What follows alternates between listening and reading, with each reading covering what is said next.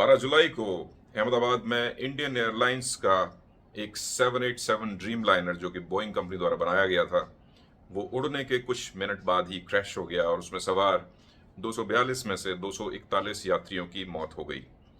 जहां पर ये जाकर टकराया इम्पैक्ट साइट पे, वहां पे भी कई सारे लोगों की डेथ हो गई। It was a medical college and several medical students also died. इसके बाद इस हादसे पर बहुत सारे सवाल उठे। पूरे देश में इस बारे में क्वेश्चंस रेज हुए कि इसकी इन्वेस्टिगेशन होनी चाहिए, क्या हुआ आखिर जिसकी वजह से ये एरोप्लेन क्रैश हो गया। साथ ही साथ सारा का सारा ग्लोबल मीडिया भी इसमें इन्वॉल्व हो गया, बिकॉज एक एयरलाइन कंपनी का विमान क्रैश होना, चाहे वो दुनिया में कहीं भी हो, ये छोटी बात नहीं होती, ये बहुत बड़ी बात होती है, बिकॉज उसमें बहुत सारे स्टेक होल्डर्स इन्वॉल्व होते हैं। वो कंपनी जो इस विमान को बनाती है, वो कंपनी जो इसका संचालन करती है, साथ ही साथ जो बनाने वाली कंपनी है, उसके विमान पूरी दुनिया में बहुत सारी एयरलाइन कंपनीज रन करती हैं। उन सब के दिमाग में कहीं ना कहीं उसकी सेफ्टी को लेकर सस्पिशन, संदेह पैदा हो जाता है। आखिर ऐसा क्यों हुआ? क्या इसमें कोई सिक्योरिटी से रिलेटेड लैप्सेस थे, या विमान बनाने वाली कंपनी के बारे में कुछ गड़बड़ बात है, या ऑपरेट करने वाली कंपनी के बारे में कोई गड़बड़ बात है?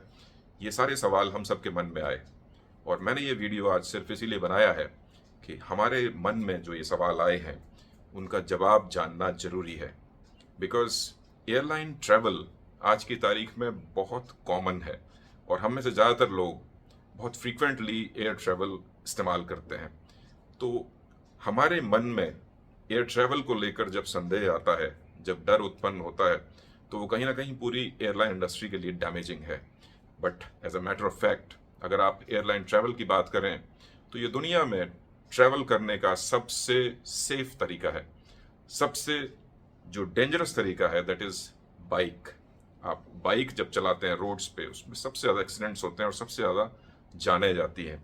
उसके बाद कार ट्रैवल आता है, उसके बाद बोट ट्रैवल आता है, उसके बाद बसेस, और सबसे सेफ एयर ट्रैवल।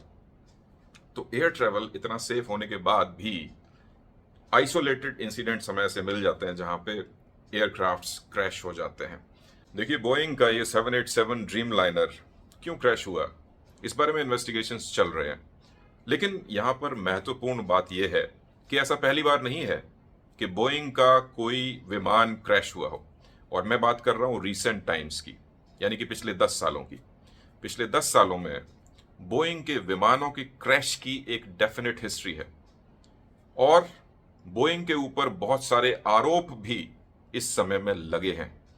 उनकी फेडरल इन्वेस्टिगेशन भी हुई है, यानी कि अमेरिका में ही बोइंग के ऊपर इन्वेस्टिगेशंस किए गए हैं और बोइंग को भारी जुर्माना भी उन क्रैशेस के विक्टिम्स को देना पड़ा है।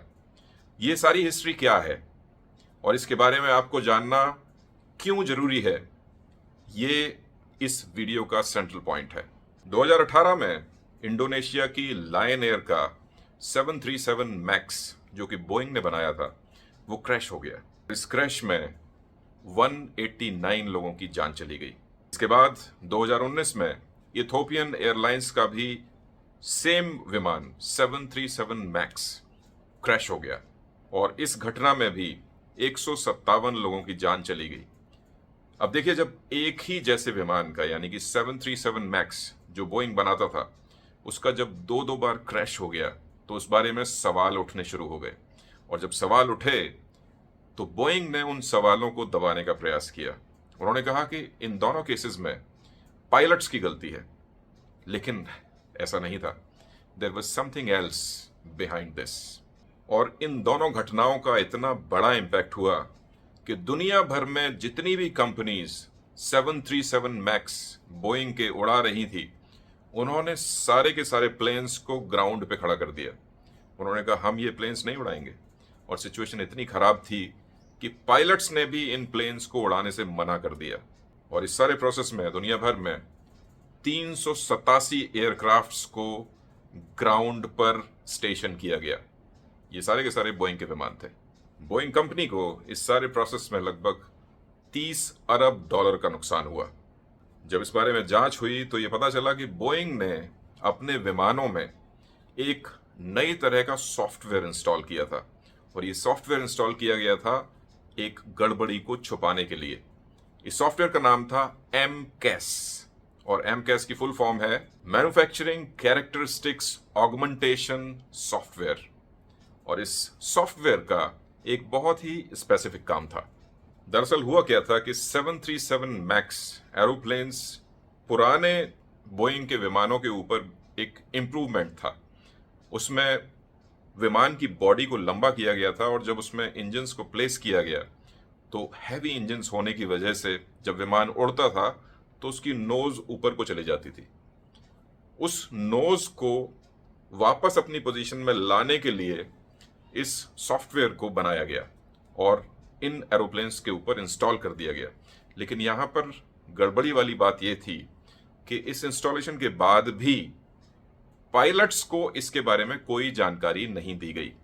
क्यों नहीं दी गई? क्योंकि फेडरल रेगुलेशंस थे कि अगर आप कोई नया काम कर रहे हैं एरोप्लेन्स बनाने के साथ तो आपको उसकी ट्रेनिंग देनी पड़ेगी, और पायलट्स को ट्रेन करना बहुत कॉस्टली होता है।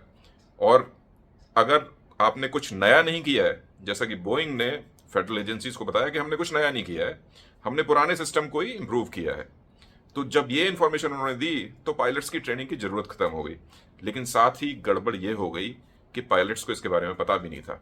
तो जब ये दोनों प्लेन आसमान में उड़े तो इनकी नोज ऊपर की तरफ गई, और उसके साथ ही MCAS नाम का जो सॉफ्टवेयर है वो एक्टिवेट हो गया। जब वो एक्टिवेट हुआ तो उसने उनकी नोज को नीचे पुश करना शुरू कर दिया और विमान क्रैश हो गए। क्योंकि ये सारी जो प्रक्रिया है इस 10 सेकंड के अंदर हो जाती है, और पायलट्स के पास इतना समय ही नहीं हो पाता कि वो नीचे जाने के प्रोसेस से रिकवर कर पाए। तो ये सारी गड़बड़ थी MCAS सॉफ्टवेयर की वजह से, जिसे बोइंग ने माना ही नहीं। उसने कहा कि पायलट्स की गड़बड़ी है, हमारी कोई गड़बड़ी नहीं है। जब जांच हुई तो ये पता चला कि MCAS नाम का सॉफ्टवेयर उन विमानों पर इंस्टॉल किया गया था, और उसी की वजह से ये दोनों क्रैशेस हुए थे। और इसी बारे में नेटफ्लिक्स ने भी 2022 में एक डॉक्यूमेंट्री रिलीज की थी जिसका नाम था downfall the case against Boeing. आप इसे नेटफ्लिक्स पर देख सकते हैं, बहुत इंफॉर्मेटिव है, और इसमें ये सारा MCAS वाला केस हाईलाइट किया हुआ है। तो MCAS was a huge disaster. लेकिन देखिए, ये एक टेक्निकल स्नग था, बट इस सारी चीज के पीछे एक बड़ा कारण था। और वो बड़ा कारण क्या था कि बोइंग एयरबस के साथ प्रतिस्पर्धा में था, और बोइंग ने 1997 में एक और बड़ी एयरलाइन मैन्युफैक्चरिंग कंपनी से टाई अप किया था। उस कंपनी का नाम था मैकडॉनल्ड डगलस। मैकडॉनल्ड डगलस के साथ उनका जब टाई अप हुआ, उस समय तक बोइंग अपनी इंजीनियरिंग के लिए, सेफ्टी स्टैंडर्ड्स के लिए जाना जाता था। लेकिन मैकडॉनल्ड डगलस का जो टॉप मैनेजमेंट था वो अब बोइंग के टॉप मैनेजमेंट में आ गया, और उन्होंने ये डिसीजन लिया कि हमें बोइंग को ज़्यादा प्रॉफिटेबल बनाना है। उनकी क्राइटेरिया ये हो गई, safety is not important, profits are important. Safety is not important, share holders value is important, share price is important, market share is important. लेकिन देखिए, पैसेंजर एयरक्राफ्ट मैन्युफैक्चरिंग एक ऐसी इंडस्ट्री है जहां पे एक बहुत बड़ी रिस्पॉन्सिबिलिटी एक पर्टिकुलर एयरलाइन कैरी करती है, और वो रिस्पॉन्सिबिलिटी है लोगों की जान।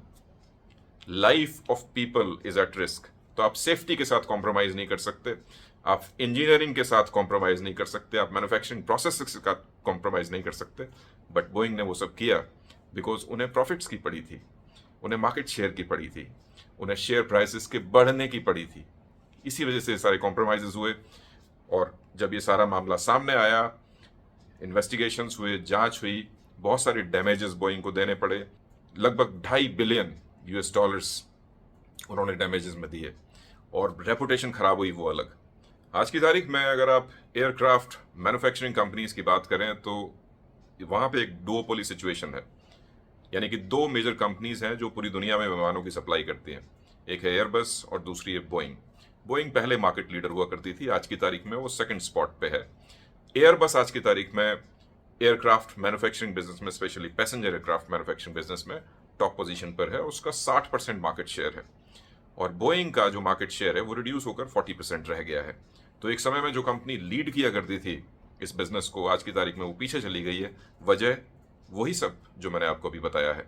पिछले 10 सालों में, यानी कि 2015 से 2024 तक, अगर आप एयरबस की बात करें तो एयरबस को 8,950 एयरक्राफ्ट बनाने के ऑर्डर्स मिले हैं, और जहां तक बोइंग का सवाल है तो बोइंग को इसी पीरियड में 5012 एयरक्राफ्ट बनाने के ऑर्डर मिले, तो बोइंग की पोजीशन लगातार खराब हो रही है।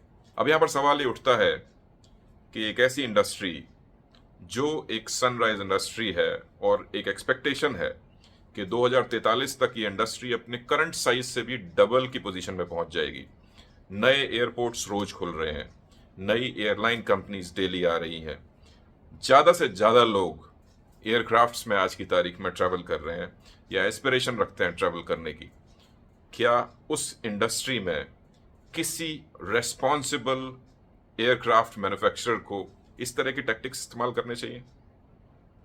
आई डोंट थिंक आप में से कोई भी कहेगा यस, नहीं करने चाहिए, बिकॉज लोगों की जान दाव पर लगती है। अब ये वाला जो क्रैश हुआ है अहमदाबाद वाला, इसके पीछे क्या निकलेगा आई डोंट नो, हमें से किसी को नहीं पता। बट यहाँ पे मैं सारे स्टेक होल्डर्स से एक रिक्वेस्ट करना चाहूँगा, चाहे वो गवर्नमेंट ऑफ इंडिया हो या government of United states of America हो, जहाँ पे बोइंग कंपनी अपने विमानों का निर्माण करती है, या इवन यूरोपियन यूनियन हो जहाँ पर एयरबस अपने विमानों का निर्माण करती है। सारे के सारे स्टेक होल्डर्स को एक साथ आना चाहिए, मैटर को प्रॉपरली इन्वेस्टिगेट करना चाहिए और इस बात को इंश्योर करना चाहिए कि दुनिया में जितने भी एयरक्राफ्ट्स बनते हैं जिनसे पैसेंजर्स को एक जगह से दूसरी जगह ले जाया जाता है, उनमें सेफ्टी को सबसे पहले रखा जाए, एडवांस टेक्नोलॉजी को सबसे पहले रखा जाए और एयर ट्रैवल को ज़्यादा से ज़्यादा सेफ बनाया जाए। देखिए, दुनिया भर में जितनी बड़ी कंपनीज होती हैं और ये एयरलाइन मैन्युफैक्चरिंग जो बेसिकली एयरक्राफ्ट्स को बनाती हैं, एयरक्राफ्ट मैन्युफैक्चरिंग कंपनीज, ये बहुत बड़ी कंपनीज हैं, इनके अपने लॉबिस्ट होते हैं। तो मेन स्ट्रीम मीडिया आपको कभी ये नहीं बताएगा कि इसके पीछे क्या है या क्या इन पर्टिकुलर कंपनीज की कोई कमी है जिसकी वजह से प्लेन्स क्रैश हो रहे हैं। बट यूट्यूब हमें ये फ्रीडम देता है कि हम इस बारे में बात कर पाएँ। Thank you so much for listening to this video and next time हम एक और बहुत ही महत्वपूर्ण मुद्दे के साथ आपके सामने आएंगे। Thank you so much for watching.